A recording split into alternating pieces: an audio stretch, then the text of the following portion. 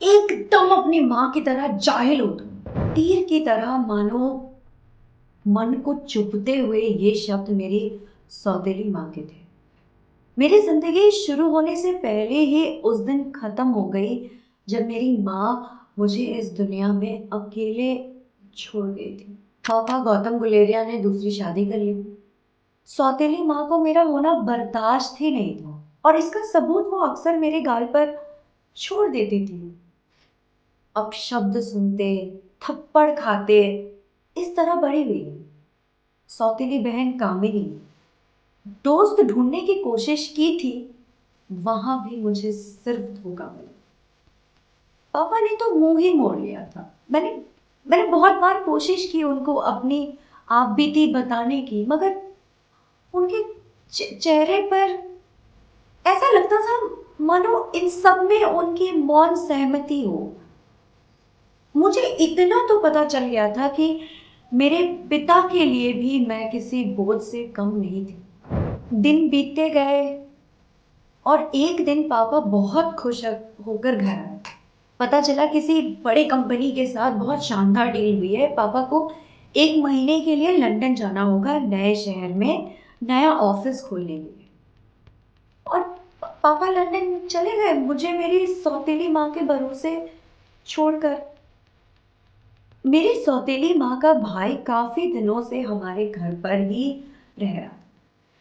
पापा के एब्सेंस में वही हम सबकी देख रेख कर रहा था। पर पता नहीं क्यों मुझे कहीं ना कहीं ये बात खटकती थी। और फिर आई वो रात जो मैं कभी भूल ही नहीं सकती। मेरे दरवाजे पर जोर से दस्तक।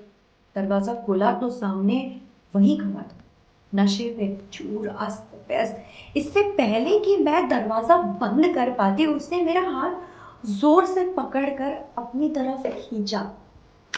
घबराई हुई, बौखलाई हुई सी मैं चिल्लाने लगी, मगर किसी ने मेरी एक ना सुनी। अपने आप को छुड़ाने की कोशिश में मेरे हाथ में कब फूलदान आ गया मुझे पता ही नहीं चला और मैंने वो उसके सर पे दे मारा। लड़खड़ाता हुआ वो गिर पड़ा। अपने आप को बचाने के लिए मैं कमरे से निकलकर बाहर गई। इतने में मेरी सौतेली माँ जाने कहां से आ गई और जोर जोर से चिल्लाने लगी, कोई पुलिस को बुलाओ, कोई पुलिस को बुलाओ, इस लड़की ने मेरे भाई को मार डाला।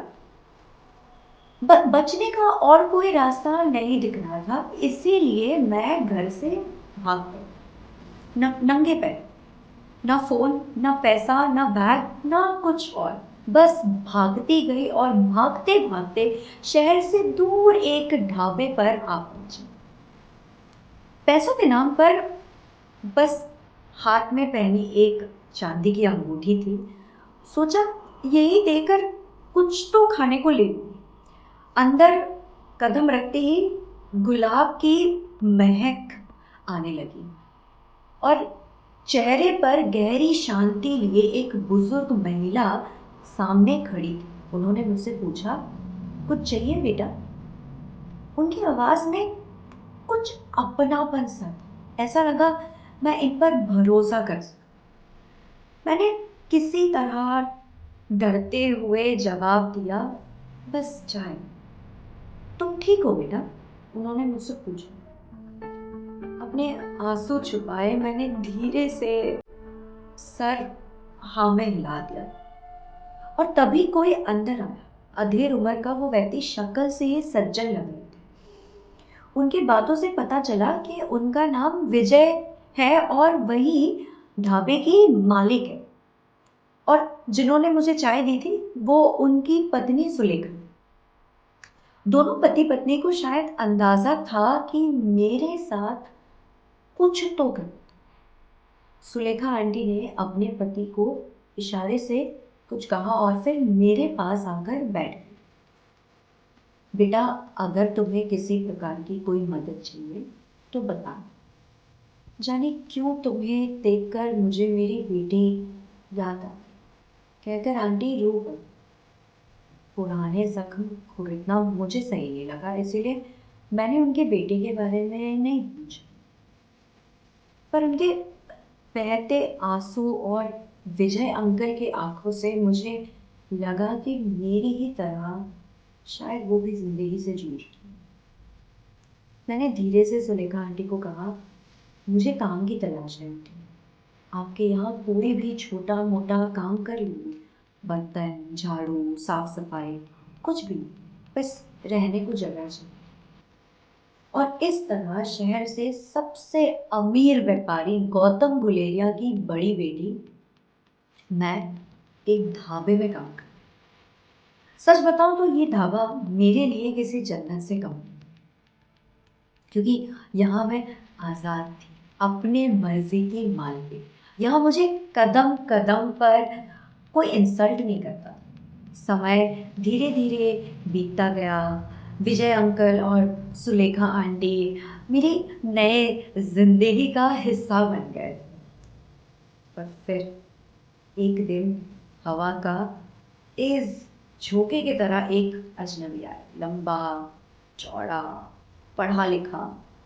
उसको देखकर साफ पता चलता था कि वो किसी ढाबे की चाय नहीं, 5 स्टार रेस्टोरेंट की कॉफी पीता होगा। बैठ के उसने मुझे इशारे से बुलाया और एक कप चाय और आलू के पराठे लाने को कहा।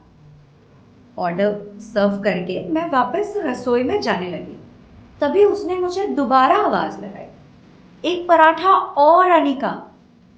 मैं हैरान से उसे देखती रह गई। इसे मेरा नाम कैसे पता आखिर? क्या इसे मेरी सौतेली माँ ने भेजा है? शायद उसे भी समझ आ गया कि मैं परेशान हूँ। तभी वो बोला कि वो आंटी ने अभी तुम्हें आवाज लगाई थी, तब अनिका ही बोला। मैं भी पता नहीं क्या सोचने लगती हूँ। चैन की सांस लेती हुई मैं रसोई की तरफ चल पड़ी। सुलेखा आंटी से पता चला उसका नाम रोहित मारवा है और वो सच में बेहद अमीर घर का लड़का है। रुपए पैसे नौकर गाड़ी किसी चीज की कोई कमी नहीं, पर इतना सब होते हुए भी वो एकदम डाउन टू अर्थ है। आंटी ने बताया रोहित अक्सर यहाँ आलू के पराठे खाने और चाय पीने आता है। शहर से दूर, भीड़ से दूर, उसे यहाँ की शांति पसंद आती होगी शायद। धीरे धीरे हमारी बातचीत बढ़ने लगी। पता चला रोहित को भी किताबें पढ़ने का शौक है। बस फिर क्या, हम अक्सर अपनी फेवरेट कहानियों पर डिस्कशन करते थे। रोहित ने मुझे कई किताबें लाकर दी जो मेरे वक्त काटने का सहारा बन गया। कभी हम गालिब के शेर सुनते सुनाते थे, कभी विक्रम सेठ की नई पोम्स साथ में बैठकर पढ़ते थे। जाने रोहित से एक धागा सा जुड़े, मैं उसके आने का इंतजार करने लगी। इसी तरह एक दिन कुछ बात करते करते अचानक रोहित बोला, अनिका मुझे तुम्हें कुछ बहुत जरूरी बताना है तुम्हारी माँ को।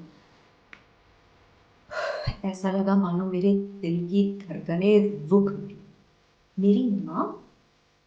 लेकिन मैं उससे कुछ पूछ पाती उससे पहले रोहित को कोई बहुत इंपॉर्टेंट कॉल आ गया और वो उसे तुरंत जाना पड़ा। उसी शाम जब मैं साफ सफाई करके कचरा बाहर फेंकने जाने लगी, तभी एक वैन अचानक मेरे पास आकर रुक गई।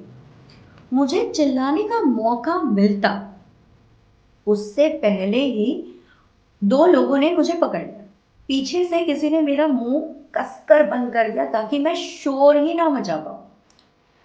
अब वो मुझे जबरदस्ती वैन में बैठा ही रहे थे कि किसी की आवाज आई, उसे छोड़ो। वो रोहित का ही था। आंखों में अंगारे लिए दौड़ता हुआ मेरे तरफ आ रहा था, पर जब तक वो कुछ करता वैन दौड़ पड़ी। मैं बेबसी बस देख रही थी। अनिका मैं तुम्हें ढूंढ लूंगा, मैं वादा करता हूँ। रोहित की ये आखिरी शब्द। लेकिन मेरी कहानी यहाँ खत्म नहीं, ये तो बस शुरुआत है। क्योंकि जब मैंने अपनी आंखें खोली तो मैं किसी गंदे से अंधेरे कमरे में या किसी कैद खाने में नहीं थी। मैं मेरे अपने घर में थी। सामने खड़े थे मेरे पापा। ये सब तुम्हारे माँ से शुरू हुआ है अनिका। ना उसने मुझे तकलीफ देने में कोई कसर छोड़ी और ना तुमने।